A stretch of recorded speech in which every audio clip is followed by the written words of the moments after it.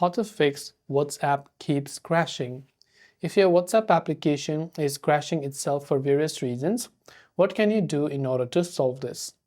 Now, in order to solve this, first of all, make sure that you have a stable internet connection.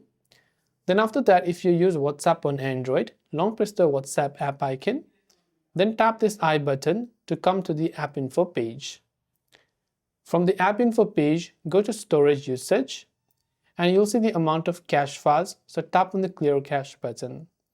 And don't clear the data on Android because clearing the data will delete all your chats, so be careful on that unless you've backed it up. If you're using iPhone, you won't find app info, but instead you'll be able to offload the application. Now look for some of the settings within WhatsApp that could be causing the issue. Go to the three dots and just go to settings, and here you can see various options. I'll go to storage and data, and here you can see network usage. These are the things that's using, and you can select upload media quality to standard quality. You can choose auto download quality to standard quality as well, and you can go to manage storage, and you should be able to clear some storage if it is not really necessary for you as well.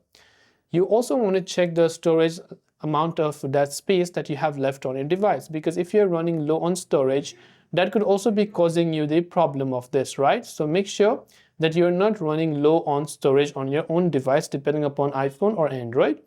Go to your Play Store or App Store and just search for the WhatsApp application. Check if the WhatsApp has an update. If it does, then make sure to update it to the latest version. Hopefully, one of these may have helped you solve the problem. If you have got any further questions, feel free to leave them down below. Thank you for watching, and see you soon in the next video.